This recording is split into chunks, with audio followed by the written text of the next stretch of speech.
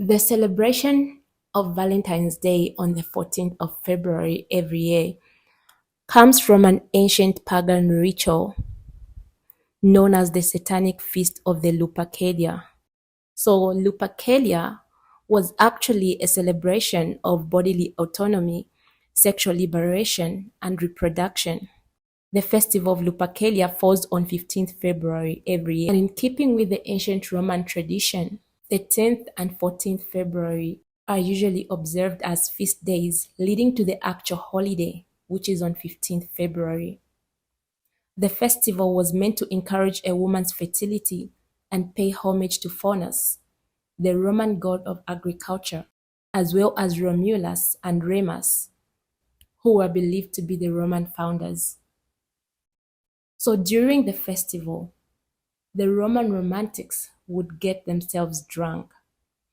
Then the festival began with the sacrifice of a goat, which represented fertility, and a dog, which represented purification. To start with, the priest would kill the animals and cut the goat's hide into strips. They were then dipped in the sacrificial blood, and women would willingly line up to be whipped with the bloodied shreds in hopes that this ritual would make them fertile in the coming year. Later, the women's names would be put in a jar for men to pick from, and they would become a couple during the festival, and even much longer if they deemed themselves well matched.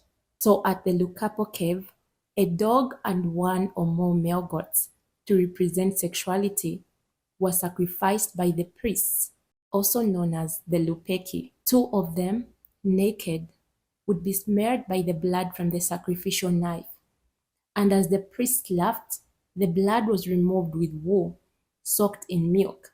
The strips of the freshly sacrificed goats were referred to as thongs of a brewer. The festival would then be transferred to the ancient city of Rome. The priests ran around using the februa, or the strips of the goat, to whip all the women. And this was a fertility rite welcomed by many of the ladies present, who often bared their skin to be lashed. At the end of the 5th century, Pope Gelasius banned the act of the celebration of the fertility festival, or Lupercalia. In order to get rid of this festival, he introduced Valentine's Day instead on the 14th of February, which is actually the middle of the festival of Lupercalia. And he chose this day and named it Valentine in honor of some Saint Valentine. Now, there are many versions of which Valentine is actually being honored when the Pope declared the 14th of February to be Valentine's Day. So there is a version that says that the Valentine that is being honored is one who was in love with the jailer's daughter, and there's another Valentine who was secretly marrying couples. But it's not really clear which Valentine is being honored. However, one thing that is very clear is that the Pope only succeeded in changing the name of Lupercalia to Valentine's Day, but the principles and the celebration remains the same.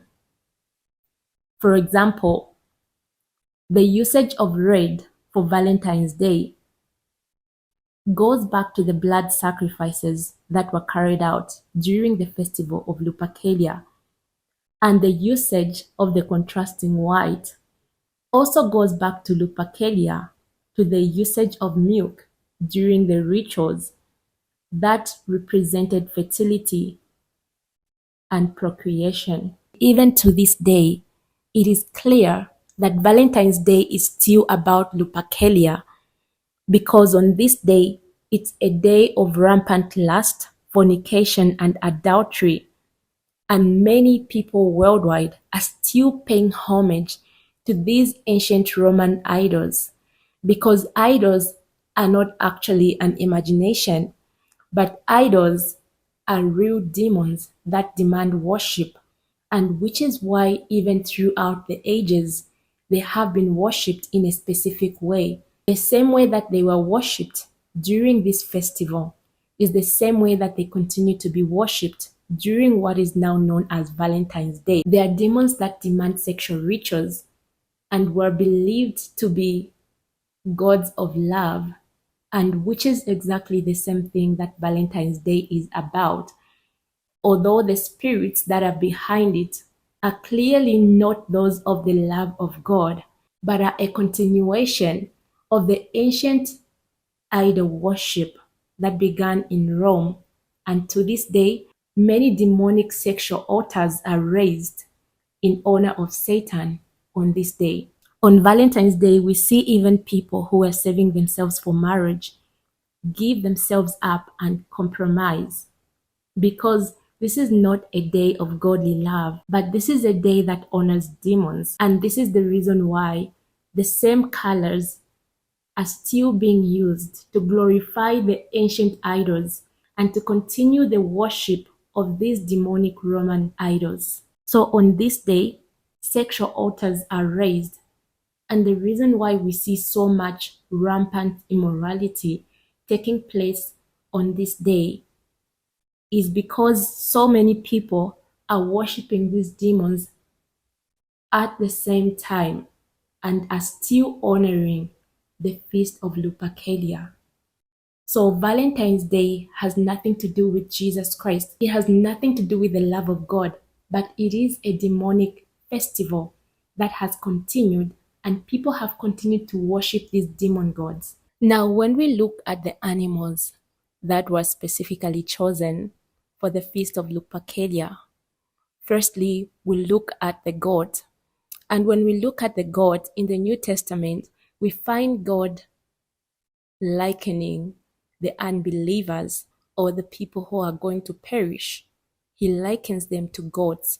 Matthew 25, verse 32 to 33 says, "All the nations will be gathered before him, and he will separate them from one another, as a shepherd separates his sheep from the goats, and he will put the sheep on his right and the goats on his left," which represents a place of rejection.